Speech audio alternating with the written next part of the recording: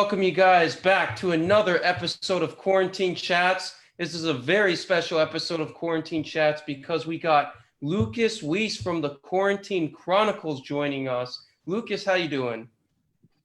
Steven, I'm great. Thanks so much for having me today. Hey, I got to apologize in advance for the name confusion. We're the Quarantine Chats, your Quarantine Chronicles, and then one of our hosts on another one of our shows, No BS and Wild Sports Talk, he has the Quarantine Network. Lots of quarantine names popping around this time during the year. Wow, it just shows you that we're in pandemic times, so quarantine is very much part of our lives. But hey, Steven, we have live sports coming back, these last few weeks, and this weekend, it's just going to be an avalanche, if you will, of lots of sports. So very exciting times ahead. Yeah, definitely. So I want to give you a little bit of a chance to kind of market your brand, Quarantine Chronicles. What is it you guys do, and how have those interviews been, man? Well, listen, the Weese Sports Quarantine Chronicles, it's available on YouTube, Apple Podcasts, and Spotify. And it was an idea that was born out of this pandemic. I mean, there were no sports on my school program. I'm in a graduate sports journalism program here in Canada. That was delayed. And I think it was a perfect opportunity for me to create my own content. And I think there were a lot of people just wondering, okay, I mean, what's the best way to create content when there's no sports on? And I said, well, why not start a podcast, especially now where video podcasts are becoming a lot more popular compared to just audio podcasts. So I named it the Quarantine Chronicles because I wanted to interview athletes. And I also wanted to interview sports media figures just to hear about their career and to hear about what sort of ways they're creating content and dealing with no live sports happening. It was about 5 days a week, the podcast going when it was in a real quarantine setup, but now with live sports coming back, it'll be once a week.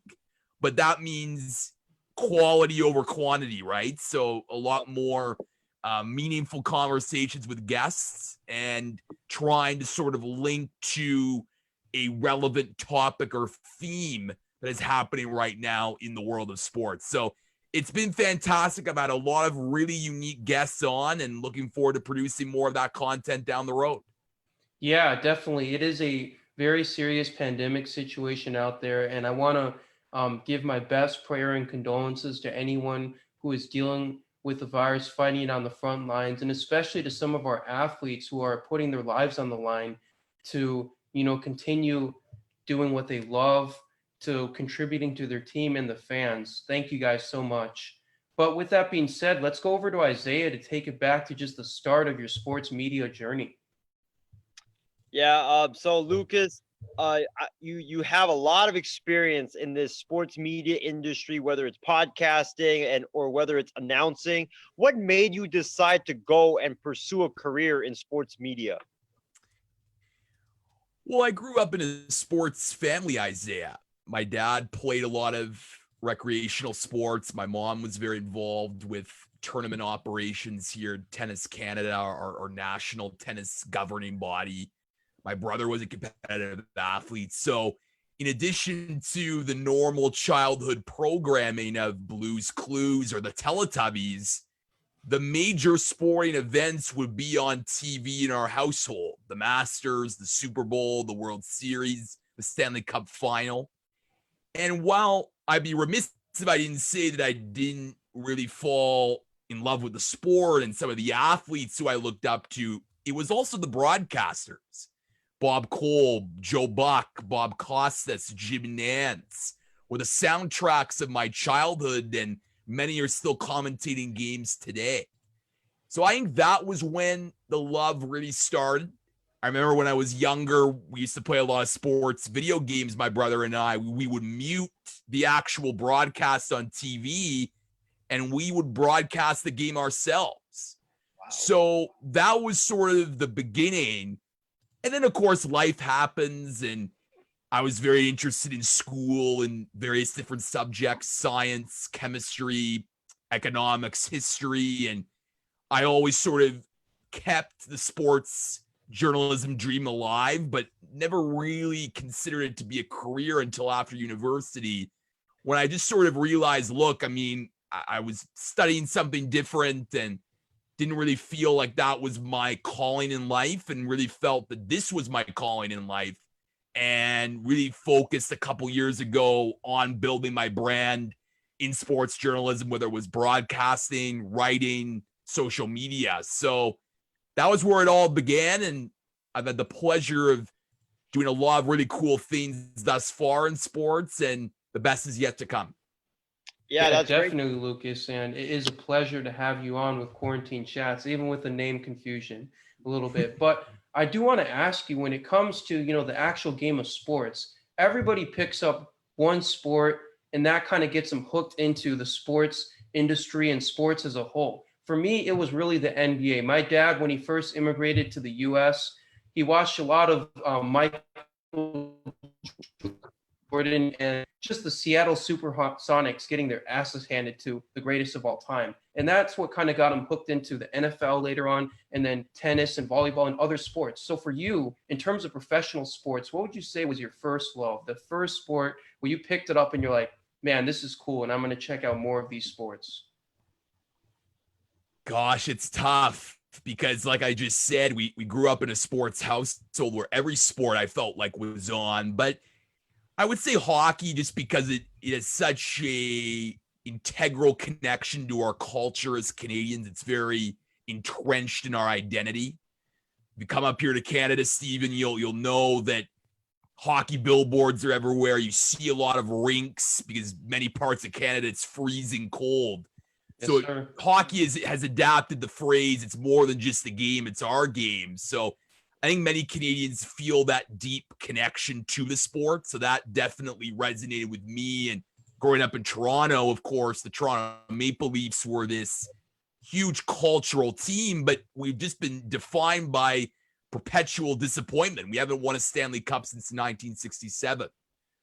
But it's not just hockey. Like the Super Bowl we would watch every year, and that event, of course, while it's very American, it still resonated with me, just the grand spectacle of it all.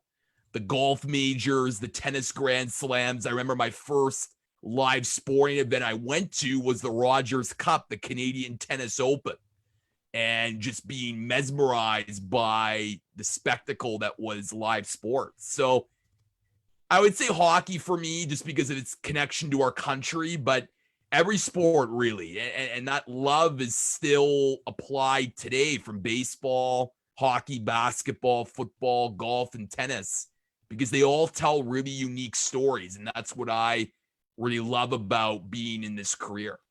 Yeah, for me, the stories in sports have always been amazing for me. I know a lot of people will say, like, who cares about the stories, or why do we have to talk about hypotheticals and what ifs? For me, that's almost like the best part of sports, to really think about alternatively what could have happened if this play wasn't made by a certain player, or if this person wasn't out. It's just amazing to analyze. And then the storylines, I mean, like Kevin Durant spurning the Thunder to go to Golden State and now building his own legacy in New York. There's so many twists and turns that take place with sports, and we got to remember that these guys, they're real players with real emotions. At the end of the day, all they want to do is be recognized by us, and recognized by somebody out there. And that's the primary motivating factor for a lot of sports stars. But you mentioned hockey. One thing that I find really cool about hockey is that even though it's a 7-game series, and people always say that usually the best team wins in a 7-game series, it's still filled with upsets. I mean, just 5 years ago, you had the 8th seed LA Kings not only coming back from 3-0 to beat our hometown Sharks. Isaiah's clutching his face a little, face palming a little. Hey, but it happened, Isaiah. They won the Stanley Cup against the New York Rangers. So that has been one thing that's always struck me about hockey, just the storylines and the upsets that you get that you don't necessarily get in all the other sports. Well, it just speaks to the parody of the sport, Steven. And I would sort of equate it to football as well, just because of the turnover of the rosters, and the draft as well plays such an important role in building your team, and teams, not always dominating like you see in baseball and basketball, where there's only, a few teams each year that can win compared to many. And look, just last year, the Columbus Blue Jackets upset the league leading Tampa Bay Lightning, which set a record for points generated in the regular season. So, and they swept them, the Jackets. So it just goes to show you that upsets are definitely possible in hockey. But I think you made a good point earlier just about the athletes and telling those stories. They're human beings. And the fact that they're human beings that have emotions, like you said, a lot of them can provide a lot of helpful insight, especially in those big events where it's often hard to find that big story, just given the amount of attention and the amount of reporters that are at a specific event. And it's more to me than just who wins and who loses. A lot of these athletes have gone through these winding journeys to get to where they are to finally win a championship. So being able to tell those stories, but also the unique angles that no one else has, it's the greatest feeling being a sports journalist. Absolutely. Couldn't have put it any better. But I want to go to Isaiah about, some of your most memorable moments. Yeah, so before I get into that, I was just going to respond to a couple of Lucas's points. He brought up perpetual disappointment when it came to the Toronto Maple Leafs. I just want to say I feel you, man. Like, I'm a San Jose Sharks fan. Well, I was a San Jose Sharks fan, but I stopped following hockey because ever since I moved to the Bay Area, the Sharks have just been giving me heartbreak after heartbreak after heartbreak. And I was just like, you know what? I just can't take it anymore. And I stopped following hockey. But I want to ask you, you've interviewed a lot of major guests like Mark Medina and Bob Nightingale, and also you covered a lot of major games as well. What is your most memorable moment in the sports media industry? Well, I'll respond to you being a Sharks fan by saying at least San Jose made the Stanley Cup final a few years ago. The Toronto Maple Leafs haven't won a playoff series since 2004. That's 16 years. So you can't claim that perpetual disappointment title when your team made a Stanley Cup final run. But I'll digress. Favorite sports moment. Look, many I've had the chance to cover a Super Bowl a couple of years ago, which was a really cool experience. Tom Brady's last as a New England Patriot. I spoke with Steven off the air. I had the chance to cover the Final Four in Minneapolis, where the home state where he grew up in Minnesota. But I would say for me, the best sporting moment that I've covered live is Tiger Woods winning his 80th PGA Tour event at the Tour Championship at East Lake. And look, everyone knows Tiger Woods, even if you're not a golf fan. Tiger Woods. He's so charismatic and just elevates not just golf, but sports in general with what he was able to do for so many years on the golf course. But the last decade has been defined by Tiger Woods' injuries and whether or not he can come back to even a glimpse of what that dominant self was. And in 2017, just for context, he was at the Masters Champions dinner and he couldn't even sit in his chair because his back was so sore. And he even contemplated retirement. But then in 2018, he makes this remarkable comeback. And I had the chance before the Tour Championship to cover the PGA Championship a couple weeks earlier. And Tiger Woods nearly won that. And I think the whole golf media was believing that eventually Tiger's going to break through and win. But for me as a journalist, I was like, okay, like it would be nice if Tiger were to win here at East Lake, but it's almost too good to be true. And then the storyline just started to build and Tiger led after the first round and led after the second round. And then 54 holes, he's the 54-hole leader. And now not just the golf world is captivated, but the whole sports world that geez, he can actually do this. So being there that Sunday in Atlanta, seeing just the buzz of the crowd, there's nothing like a Tiger crowd, because you've heard the saying how Tiger just doesn't just move the needle in golf. He is the needle.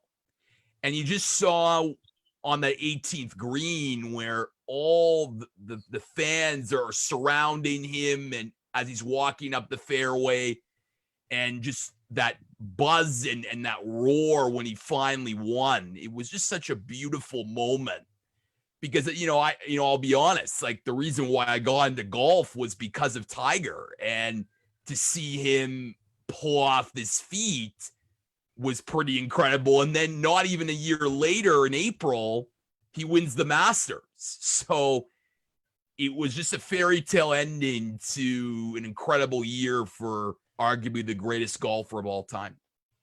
Yeah, no doubt. That was an incredible moment by Tiger. Later on, we're going to get into, someone who could possibly create the needle in basketball. LeBron James still chasing that ghost of Chicago and Michael Jordan. But before that, I want to get into some of your interviews. What was your favorite interview that you've conducted so far? Well, I've had many great ones. You guys mentioned, of course, Mark Medina and Bob Nightingale and Andy McCullough, among others. But I would say it's probably one of Canada's top journalists is Stephen Brunt. It was my 50th episode of the Weese Sports Quarantine Chronicles. And I just think, for me, first of all, it was actually one of my harder interviews to get, because most of the interviews that I did, once you get in that rhythm of getting more high profile guests, it becomes a lot easier. And mainly it's just an email, right? You send an email, and given the fact that most people were at home, it was a lot easier to get guests to come on the show, because there's nothing to talk about. There's no live sports on the airwaves. So a lot of the guests were very kind, but Stephen is someone that I've looked up to. He, of course, worked in print media for many years here in Canada as a columnist for the Globe and Mail, one of Canada's national newspapers. But then he made the transition. He transitioned from the print media to TV, digital, and web. And I think he's done a really great job of being sort of the go-to journalist for some of the best video sports features that are broadcast in this country. So I just think it was a really compelling interview. Stephen's someone I've looked up to for a while. So being able to sit down and have that conversation with him, and just also seeing how someone that relied heavily on writing in newspapers could actually succeed in a more technologically digitized sports media industry. So for those reasons, I would say Stephen Brunt would be my favorite interview that I've done. Yeah, and you mentioned Mark Medina. Mark Medina is actually the reason why we discovered Quarantine Chronicles. We had just conducted a Mark Medina interview on that Thursday, and not just 30 minutes later, Quarantine Chronicles comes out, and I'm like, let me check this out. Isaiah actually forwarded me the Twitter link, and I was like, wow, I'm impressed by Lucas's professionalism. I'm a little bit, envious of the slightly more professional name in the Quarantine Chronicles versus Quarantine Chats, but you really did a good job in all those interviews, and I do enjoy watching some of your interviews and being one of the fans south of the border.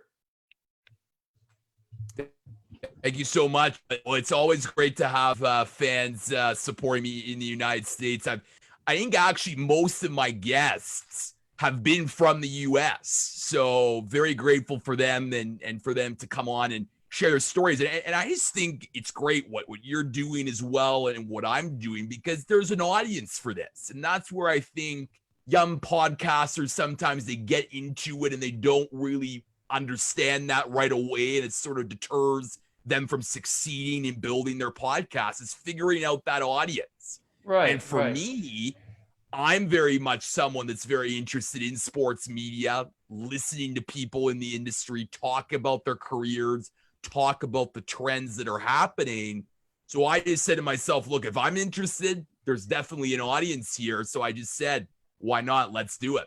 And you weren't wrong, man. You got some audience from here in California, got some audience from Pennsylvania as well. So you've talked a lot about, kind of learning how to get some of these guys onto your show, what you've learned about the sports media industry. But Lucas, overall, what have you learned about the sports media industry from all your interviews? Well, I would say a couple of things. I would say the first is that there's no linear, uniform path to break into the industry, especially now. Obviously, you have people that I've had on who've gone through journalism school, which is more of a traditional path into the industry. But then you have people like I had John Wertheim on from Sports Illustrated, who went to law school and then decided that wasn't for me, and then is now in sports media. You have people that were freelancers for many years and just, built their resume and their reputation that way before, let's say, getting hired by The Athletic, for example. So there's no uniform path, but this is sort of my second piece that I've learned, and it's sort of a connective theme that runs through all my guests, is that they have an undeniable work ethic. Not many of them would like to admit that, but because they're very humble, but they just work hard. And look, sports is the toyland, if you will, of society. It doesn't feel like work. It's not like going to a 9-to-5 job that you don't like. It's a pleasure and a privilege to be able to watch people hit golf balls or smack tennis balls or shoot basketballs.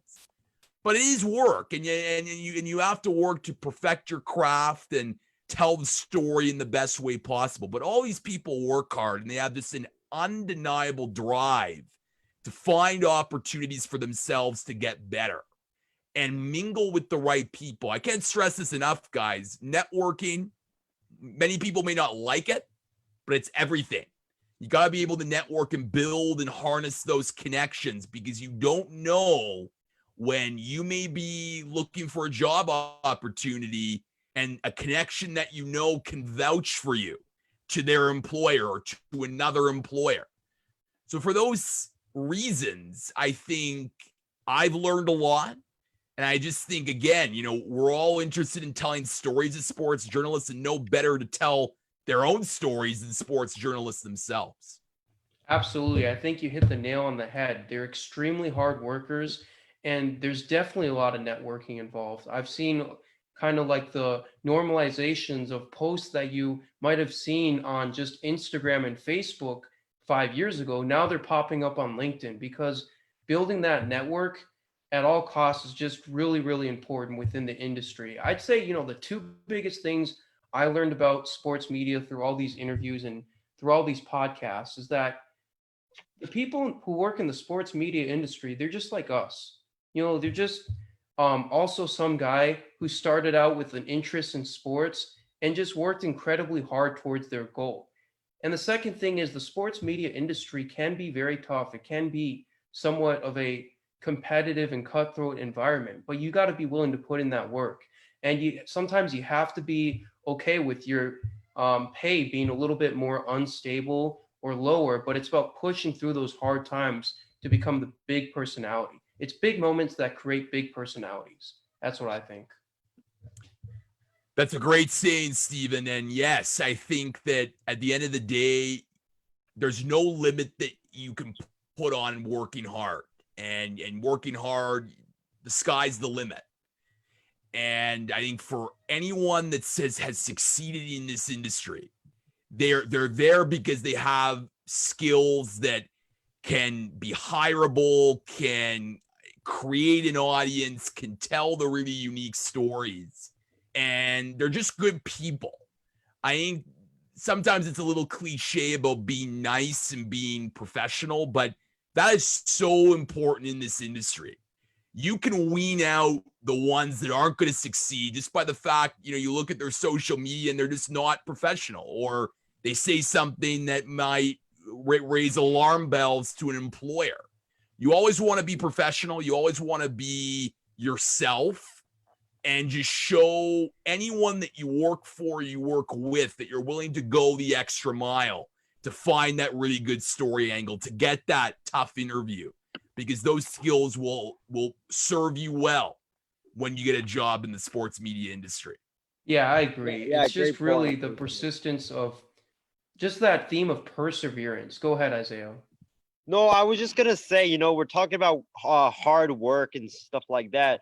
The guy that I really look up to is Stephen A. Smith from ESPN. This guy is on every show on that network. He is working 17-hour days just to, get his takes out and produce great content for the people. And he's someone that I really look up to because I want to get in that position. I want to be working at ESPN one day. I always do a bunch of research and stuff like that, and I just honestly want to be him in the future. So he's like kind of my idol in a way. Yeah, for sure. Let's go on to Trevor for his final question about the sports media segment before we get into some fun NBA topics. And Trevor, why don't you go ahead and ask him about some advice in the sports media industry? I know we focused on about like networking and positive attitude and strong work ethic through this, but what other advice would you recommend for people getting into the sports media industry, and what other tips that they might need for podcasting in general? Well, I would say just in sports media in general, before I get to podcast specific, I would just say get the reps in. I know it's difficult now given we're in a pandemic and there's not a lot of live sports, but look, I just think that once you get the reps in, guys, whether it's writing, whether it's broadcasting, whether it's building your social media presence, whether it's photography, whether it's video production, the sports media industry in this day and age, more employers are hiring people that have more skills. You can't just be a writer. You can't just be a broadcaster. You got to be a Swiss Army knife, if you will, having all these skills, because reporters these days, they're doing all this stuff. Like, I'm covering the PGA Championship next week remotely, and I'm doing writing, I'm doing video, I'm doing podcasting, I'm doing social media, I'm doing reporting, broadcasting. So all those skills are now needed to be employed when you're covering a team, when you're covering a sport. So having those skills are important.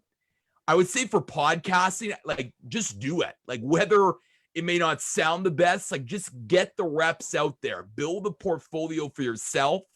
But if you are really interested in podcasting, though, like, you got to get a good studio setup. Like, I invested in a microphone right here, lights, Very nice, a backdrop, and it just makes your brand, it just elevates your brand. And that's just the next step, that if you're really interested in podcasting and you've built a really good audience, like, that's the next step to take. But I would just say, for those of you like just thinking of starting to create content, just go for it. I think that's the biggest hurdle for so many people, is they're like, oh, it's too difficult, or I'm not interested. Like, you gotta go for it, because once sports come back, which they are now, there's so much more content to be made. And if you have that portfolio, it's just easier for you to send to employers. Yeah, and I would add on to that is that when you do get started, you're going to make mistakes sometimes. Sometimes my guys, they come on my podcast with me and they might miss some key stats, or they might, stutter when they're trying to make a point, and they really beat themselves over it. And, I try to always tell the guys who work in my network, the MI6 Sports Network, that, whatever happens, it's a learning experience. The most important thing is you've jumped into it. You've taken the dive to come on to the podcast, produce this content, and you can learn from this experience and just continue to build up your portfolio and your skills. Oh, I completely agree. Like, I think reps allow you to learn. And I don't think any journalist would tell you that you have to always keep yourself fresh and updated, whether it's your podcast, whether it's your writing. You can't just stay stagnant in one style or one form. You always got to be evolving as a journalist. And the only way you can evolve is by trying new things. Maybe your audience doesn't like this topic but likes this topic, or doesn't like this presentation but prefers this presentation. So always engaging with your audience and your readership and listenership to see what they want, because I think so many podcasters and journalists, there's a real disconnect there. Like you publish your stuff, but you're not listening to what the people want. Exactly. I think for a lot of young journalists, you got to be able to connect with your audience and see what they want in you and just apply and evolve. That's my biggest takeaway from that. Yeah, you kind of have to be a jock of all trades in some regards. No doubt. Pun intended there. All right, Isaiah, it looks like you had something to say about the topic as well. Go ahead. Yeah, you know, when I first started in this industry, the big issue that I had was, when I first started, the big issue I had was I was kind of scared going into it, because I was like, you know, I give a lot of bold takes, a lot of crazy, outlandish stuff, and I was worried that I was going to get bashed on Twitter or Instagram or Facebook and stuff, and social media for my bold hot takes. And then I met Mark Medina at Oracle Arena when I was working the Warriors game as an usher, and I told him, like, yeah, you know, I really want to do this, but my biggest issue that I have is, I'm kind of scared of getting bashed. And he just told me, just ignore it, and just put your stuff out there. And the people that are out there, like, hating on you, they're just jealous of, your position that you're in. They want to be like you, and just be yourself, and just put your stuff out there. So that advice really, really helped me. And now, like, I'm in this position. Yeah, no doubt about it, man. I'm glad that Mark Medina could, change so many things for us. First of all, getting Isaiah more pumped up into the podcast game, and then introducing Quarantine Chronicles to us. So, very cool stuff that happens with all these connections and networking. But with that being said, guys, let's get into a little bit of, current events. And as we know, the Lakers last night were able to defeat the Clippers 103-101. Frantic final possession with Leonard kind of running around the floor. LeBron James, steps up, puts the locks down on him, and then the Lakers have managed to hold on for a 2-point victory. Lucas, what's your first reaction about this NBA bubble game? Well, first of all, I think the NBA coming back last night was huge, and it came back with a bang, like having two games that were decided in the closing seconds, the last possession, if you will. Like, you can't ask for a better start than that. And I thought that the pregame anthem protests and just talking about Black Lives Matter and anti-Black racism and recognizing that we can't distract from what's important going on in the world right now. Like, basketball is secondary to a lot of those important discussions about anti-Black racism, police brutality, and Black Lives Matter.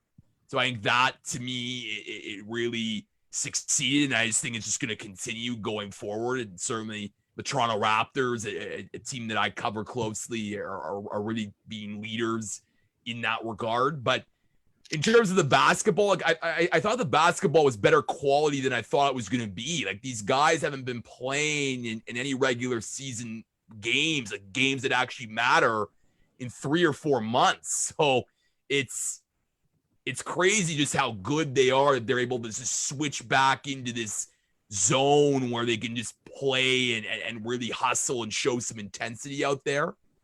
I think the Clippers and the Lakers are the two best teams in the West. Like, I'd be surprised if this isn't the Western Conference Finals. That being said, though, like, I think the Lakers are going to be slightly in trouble just because they're going to really miss Avery Bradley in a 7-game series. And, of course, the Clippers will have Lou Williams and some of their bench players back. I think Kawhi Leonard is still in that regular season form. He hasn't peaked yet in what we saw last year in terms of his playoff performances. But all in all, you can't be more happy about the NBA coming back and just coming back with a bang like it did. Yeah, I think you put it in a really good way. First of all, we got to remember that Sports isn't the biggest deal in our society right now. As much as we want sports to get back, we really should be thanking, the commissioners of these leagues, these franchise players, and these owners for putting together this product for us and really, putting their lives on the line to do what they love and bring us this entertainment. So prayers go out to them. Obviously, you had the Black Lives Matters jerseys on the back of the jerseys for the Lakers and the Clippers. So that was really nice touch. I don't want to be nitpicky, but one thing I did notice when I was watching the highlights, I didn't notice it when I was watching the game live, but there was a lot of like knocking noise on the hardwood during the game. And for me, that was a little bit distracting. Other than that, though, I thought it was a great product put out. I thought they started a little slow, rotating on defense. But for the most part, Lucas, I think that the fact that this season is cut down to 8 games remaining and that there's just not been any sports, let alone basketball, for a couple months now, I think the players were antsy to get out there and put out their full effort. Whereas I think in a normal or regular season situation, right, you think like 8 games remaining, usually the seedings are locked out by then, most of them. And so the players are kind of going at half effort at that point. I think this situation actually made it to be a more competitive and cutthroat version of the NBA regular season. Well, for sure. And you look at these 8 remaining games, like just take the Raptors, for example. They're only 3 games up on the Boston Celtics for that second seed. And that second seed's huge. It basically means that you're going to get a really easy first round matchup, which probably means it'll be a shorter series. So that means your guys will be rested for the longer, more difficult series down the road. Same with the Clippers. Like the Clippers want to meet the Lakers in the Western Conference Final. They don't want to meet them somehow in the second round just because of the fact that they were not the second seed or not in the same or drew in the same bracket as the Lakers. So these 8 games are going to be important just to get your feet back, get the speed back of the game, and get the chemistry back between the players and figuring out the rotations come playoff time. But I think once the playoffs roll around, I really do think that the intensity will ramp up, even without fans in the stands. And I think these guys are so experienced that they'll find a way to switch into that playoff gear and really put together some excellent moments. Because let's face it, guys, like the winner of this championship, they'll be remembered for years to come. And we can talk about the asterisk or no asterisk, but like the fact remains there's going to be a champion crowned barring no pandemic or COVID-19 outbreak. And this champion will live on in the annals of basketball history. I think that's just a wonderful way to wrap that up. Isaiah, let me get your thoughts. Yeah, so I'm going to talk about the play yesterday before I get into the play of the NBA games so far before I get into my take from the Lakers Clippers game. I thought that the game was really good.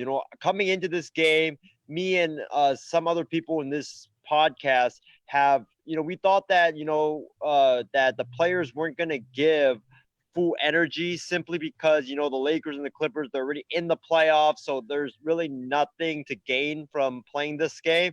So we thought that, they aren't going to play their fullest. And Frank Vogel and Doc Rivers were probably going to play their starters only like 25 minutes and just it would just be like a preseason game. But I'm glad I was wrong. And I've been watching the games today, and that Blazers Grizzlies game earlier today was really, really intense. That one went down to the wire. It looked like game 7 of the NBA Finals. That's how intense it was. So I'm really liking what I'm seeing on the court. But as for the Lakers and Clippers game, this was a fantastic game. It was back and forth, back and forth, back and forth, and back and forth, and it came down to the final bucket. It was very, very exciting to watch. What a great way to kick off the return of basketball. My biggest takeaway from this game is, one, if Kyle Kuzma plays the way he did last night every game, the Lakers will be unstoppable. Kyle Kuzma, he came into this game with an aggressive mindset looking to score the basketball. He had 16 points, 7 rebounds, and 2 assists. He knocked down threes. He was driving into the paint and hitting floaters. And also, he played great defense down the stretch on Kawhi Leonard and Paul George, which kept the Lakers afloat in that game, which let them make that run to end up winning the game. It was just an overall outstanding performance by Kyle Kuzma. He needs to play like this the rest of the season and in the playoffs. If the Lakers want to win the championship, I think he's the big X factor. And also the Lakers, they just need to keep beating Anthony Davis because the Clippers have no answer whatsoever for Anthony Davis. Anthony Davis went beast mode on the Clippers last night. Zubac couldn't stop him. Patrick Patterson looked like a 60-year-old guarding him. I know they were missing Montrezl Harrell, but heck, he hasn't been able to stop Anthony Davis in the other 3 Lakers-Clippers games. So I believe the Lakers, for them to get past the Clippers, they just got to feed AD because the Clippers have no answer whatsoever for Anthony Davis. Excellent breakdown of the game, Isaiah. And I think it will come down to the role players for the Lakers. Kuzma definitely stepping up in a great effort. Let's go over to Trevor.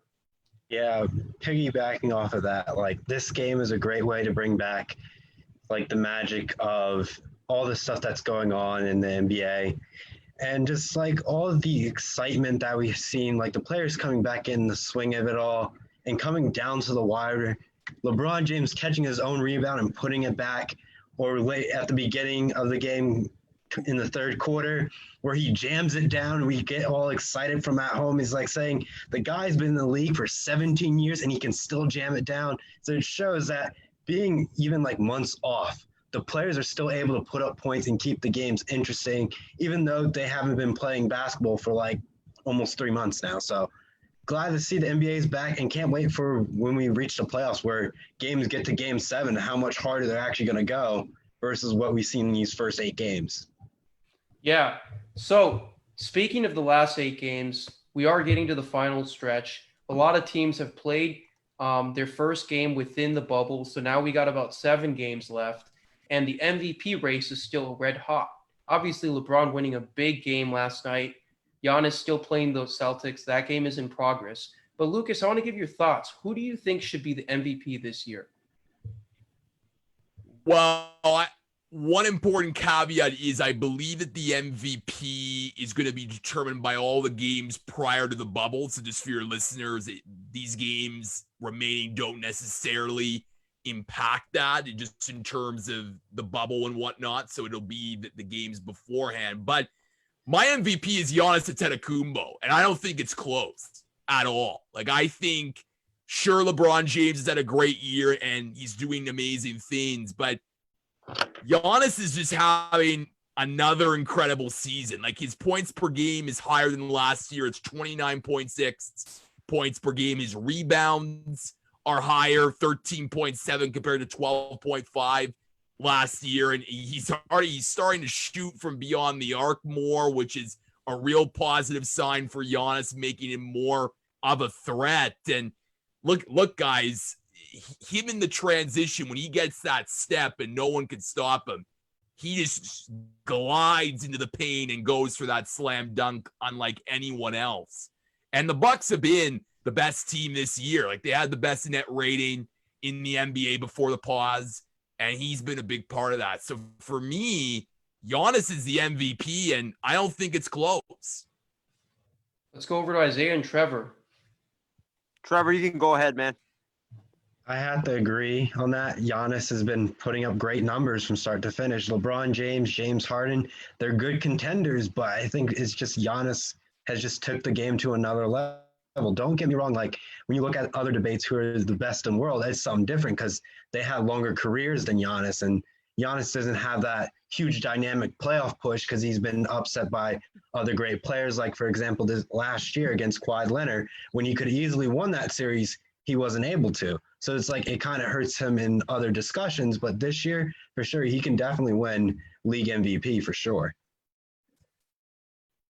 Yeah, and I think this whole discussion about MVP, I totally agree with Lucas on this one. Giannis has far outpaced LeBron this regular season, and he has earned the clear right to be MVP. I don't think it's close. I think, obviously, if LeBron gets some votes, we shouldn't be surprised off his brand recognition and just off his ability to play key games and win those games. But Guys, I think that this kind of crusade of LeBron getting robbed from MVP to MVP and getting robbed from these discussions is overrated and overblown. I think to a certain degree, LeBron James recuses himself from MVP discussions by not putting in his full amount of effort into each regular season. Now, that's his choice, right? He doesn't want to play as hard and fast as some of these younger players like Giannis, these up and coming players like um, Zion Williamson in his first few games. But you can't get mad then if you're a LeBron fan or if you're LeBron James yourself, if you're recused from the discussion because you're not putting in that same amount of full 100 mile per hour like Giannis and Westbrook and Harden in these past couple of seasons. So when you look at it and it's a regular season award, you add up all the statistics, LeBron is lacking in those departments. He doesn't play necessarily the best defense in the regular season. He doesn't necessarily put up the best all-around numbers, and that's why he's been left out of the MVP trophy. Plain and simple. He's not been robbed. He has shown that through his play. I want to go to Isaiah now. All right. If I had a vote for who if I had a vote for the MVP race, I would definitely pick my guy Devin Booker over anybody because I think he's super underrated. He's absolutely balled out this year, but obviously Isaiah, cut the joke. that was a joke, but I would say it's Giannis Antetokounmpo simply because Steven, you mentioned it. Giannis has far outpaced LeBron while being the only superstar on his team. Like if you look at all the players that are on the Milwaukee Bucks, they're complementary players. There's no other superstar besides Giannis Antetokounmpo. So I think that what Giannis has done is more impressive than LeBron. Like if you guys think about it, the Bucks before the shutdown, they were on pace for 70 wins. That's how impressive Giannis' season has been. Yeah, and I want to give you guys a quick update on the Bucks game. It has concluded. The Bucks have beaten the Celtics 119 to 112, so congrats to Giannis, which brings us to a further point. Giannis's roster is not as flashy as what LeBron has in LA. LeBron has a bona fide superstar in Anthony Davis, and Giannis has a solid supporting player / borderline star in Chris Middleton. So obviously not comparable supporting cast. With that being said, the Bucks are 2.5 games ahead of the Lakers in the standings. So that just shows you that, when it comes down to the fact that it's a regular season award, Giannis clearly outpaces LeBron. If LeBron doesn't want to put in as much effort towards the regular season because it's not necessarily the determining factor in the playoffs, that's his choice. But MVP discussion, we're talking about the regular season. But hey, Steven, one caveat I want to add to that Celtics-Bucks game that you just mentioned, Jason Tatum only had 5 points while shooting, I believe it was like 2 for 18 from the field. Yeah, that's how sports is. Sometimes you got to get lucky breaks on one end to win the game. But congratulations to the Bucks for opening up the NBA bubble with a win, and hopefully Tatum can get back into his groove. But that brings up another interesting discussion because I think we're all in agreement here. Giannis is the regular season MVP. No doubt he's earned it. He's deserved it. He's played better than LeBron throughout the regular season. But we know that from the previous seasons we've watched, the regular season is not the biggest determining factor for a team to win a championship. LeBron has swept the first seed Raptors as a 4th seed before. And in previous seasons, we've seen a 4th seed Celtics go to the finals against the Lakers and almost upset them. So with that being said, who is actually the best player in the world in your mind, Lucas? Wow.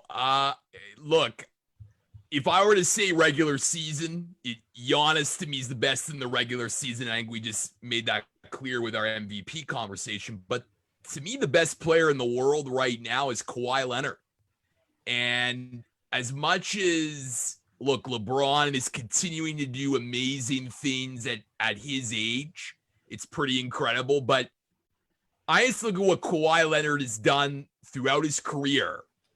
And you see him in 2014 in San Antonio. He's a young player back then on a team with Tim Duncan and Tony Parker and Manu Ginobili. He wins the NBA Finals MVP, beating the Miami Heat in 5 games. Then you look at last year, and look, he comes to Toronto, and he comes to Toronto with a lot of baggage. Is this guy hurt? Is he, not really telling the truth about his injury? The whole load management concept becomes part of the NBA vernacular. But what Kawhi Leonard did last year in the playoffs was put together one of the best playoff performances in NBA history. It'll be compared to what Michael Jordan used to do for the Bulls. And you look at those games where the Raptors needed him to be that superstar. Game 4, Philadelphia, the Raptors are down 2-1 in Philadelphia in that second round. Kawhi Leonard scores, I think, 39 points. And he gets the game-winning bucket over Joel Embiid for 3. Of course, remember the shot in Game 7 that'll live in Toronto sports history forever. Game 3 against Milwaukee, they're down 0-2, the Raptors. Kawhi Leonard plays over 50 minutes as the Raptors win in double overtime. So I just think that not only is Kawhi a force on offense, but he's also an amazing defender, arguably one of the best defenders in the NBA. And we saw that last year in the Eastern Conference Final, being able to defend Giannis, and that switch there of coverage by Nick Nurse ultimately led the Raptors to win that series and ultimately the championship. So for me, Kawhi to me just has shown that his intangibles, the way he goes about his business, as well as just his ability on both ends of the floor, make him the best player in the world. And I think that's really respectful. Like, you've made great points about that, Lucas. And you know what they say, to be the best, you got to beat the best. He beat the best team in the NBA, one of the best teams in NBA history. And I know they had injuries, but I've mentioned this in several previous podcasts before. Every team is going to have to get lucky breaks to win a championship. It's just not possible to win a championship when you're the one catching injuries, or you're playing all these teams that are fully loaded, fully healthy, make zero mistakes. Mistakes are going to happen along the way to other teams and to your team as well during a championship run. The bottom line is, what did he do? Like you said, put up the best playoff run that we've seen in a while, won the NBA Finals MVP, and most importantly, won the NBA title. So for me, that's a very respectful pick. And I think that, given the fact that he's another guy that load manages and that he has kind of self-recused himself from chasing after the MVP, it's tough to crown Giannis the best player in the world off of a regular season. And that's what I've been telling a lot of my guys, is that, he's not the best player in the world until he proves it in the playoffs. So I want to go to Isaiah and Trevor for their takes on who the best player on the planet is right now. Isaiah, Right. go. Yeah. Okay. So for me, I'm going to have to respectfully disagree with you, Lucas. I think it's LeBron James, simply because of what he's done in the the regular season and the playoffs. What this guy is doing at the age of 35, leading the league in assists, averaging like over 25 points a game, is really, really impressive. And, I just think, the power, like when you have LeBron James on any team, like you could put him on the Phoenix Suns or put him on the Sacramento Kings or whatever, he will immediately lift that team to probably the Western Conference Finals or the Eastern Conference Finals. That's just how good LeBron James is. The guy led a Cleveland Cavaliers team that had Jordan Clarkson, Rodney Hood, and a bunch of other, not really good players to the NBA Finals, which I thought was one of his best work of his career. For me, I don't think you can crown Giannis as the best player on the planet yet until he reaches an NBA Finals. Until he reaches an NBA Finals, then you can crown Giannis. But until then, it's LeBron James all day. Yeah, I'm going to have to agree with Isaiah here. I think Lucas put a great point about Kawhi being the best. And certainly if you were to put forth that argument, it's hard to argue against that. But I think the biggest thing for me right now is that LeBron James had one bad year. And as Colin Cowherd says, when you look at a player, you take out the worst year, you take out the best year. And that's kind of who that player is. And LeBron James, yeah, he didn't make the playoffs last year, but as we've seen through even the regular season this year and through key regular season games where he's truly wanted to win, like the Clippers games, the Bucks games, he stepped up. He has played with a new level of energy, and I think part of it is missing out on those playoffs in 2019. It's given him extra time to recuperate, re- recruit Davis over to LA, and really build a winning squad and given his full effort that we haven't seen before. So I think LeBron James, he's been doubted constantly. There's been so many years where we've said, Steph Curry's now the best, Durant's now the best, or Westbrook's now the best, and now we're saying Kawhi or Giannis. But until one of these guys proves it head to head against LeBron in the playoffs, I'd be remiss to count LeBron out so early. Trevor. As I look at trying to define who's the best in the world, there's a lot of factors you put into it. Because look at Kawhi Leonard, for example. He was put into a system that was already great. So he was just like an added piece with Popovich, a great coach, fantastic instant Hall of Famer. But if you took him out of that system, is he really that good out of that? Yes, you could say in Toronto he was lucky, but he had that system carried over the skills he learned with the Spurs. So that was there. But if you put in LeBron James in that aspect, he was a superstar in Cleveland. He took them to a finals. It wasn't the best team in the world. Though he lost to the Spurs, he started developing as a player, grew and matured, and basically became the floor general. And you ended up seeing that in the Miami Heat, learning how to play with a superstar team. Though they lose to the Dallas Mavericks, that hurt his career, but they got back to the finals that very next year and destroyed OKC. And then you had the whole Spurs saga, and it was just like duking out back and forth between one of the best players on the planet at his time. Like you could say that was LeBron James's prime against a very elite Spurs squad against Kawhi Leonard. So you could see all that developing. And when he came back to Cleveland facing the Golden State Warriors with some help, it just showed that LeBron just kept taking to the next layer each time he got into the playoffs. We even seen when he had a mask on his face, so mask LeBron, and had those stats out of the scene and got people to be like, mask LeBron is off the charts. So it's just like the way LeBron James carries himself in the postseason and coming up in those clutch moments. I think that kind of separates him from the rest of the pack in some cases. Absolutely. And, before I move on to closing, I want to know, anyone got any final thoughts on this topic? Well, I'll just respond because I was the only one that went veered off the board from picking LeBron. Look, like there's no denying that his career is going to be better than Kawhi Leonard's. Like he's definitely one of the best players of this era. But I think the points that you guys all make are bringing up the past with LeBron. And LeBron's not the same player anymore, right? So, and I would argue that again, like I think this team that the Lakers have now, like I think he's very lucky at this point in his career to have an Anthony Davis where he could just let Anthony Davis dominate inside and get more points than LeBron, whereas LeBron could be more of a facilitator. So, look, LeBron's still a great player at his age, and what he's doing is incredible. But I don't know. I really do think that the Western Conference Final, if it is Lakers Clippers, might be sort of like a determination at the moment of who is the better player. And if LeBron can show up more than Kawhi in that series, you got to give the edge to LeBron there. But look, I just think that Kawhi, I get your point, Trevor, about the whole system thing. It's definitely valid. But like Kawhi rejuvenated his career last year. When he came to Toronto, his career, many people thought that, who is this guy that only played in just 9 games for San Antonio?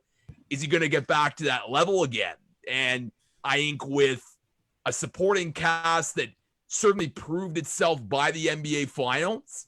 It wasn't proven before that, especially in the playoffs. Look, the Raptors couldn't get past LeBron for many years there in the Eastern Conference. So that's why I throw in Kawhi. But just in terms of a career overall, LeBron for sure is so much better. Yeah, and I think you bring up a good point. Are we relying on the history to determine the best right now? Obviously not. So I know a lot of the points they brought was kind of like looking at the past.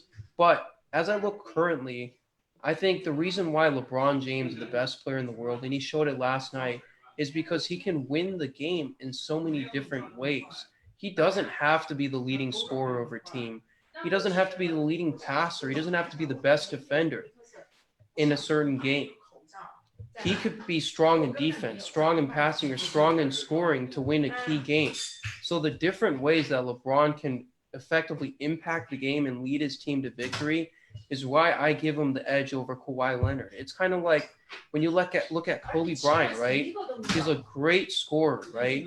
And definitely a great defender. But why was Kobe Bryant, for much of his career, not regarded as the best player in the world? Why was, LeBron James hailed as ahead of him? It's because of the different ways that he can win the game. Great point. Great point. All right, so with that being said, we're going to wrap it up here at Quarantine Chats. It was a pleasure for you to join us, Lucas. You guys can check out Lucas on Spotify, on YouTube, and Twitter. I've attached his links.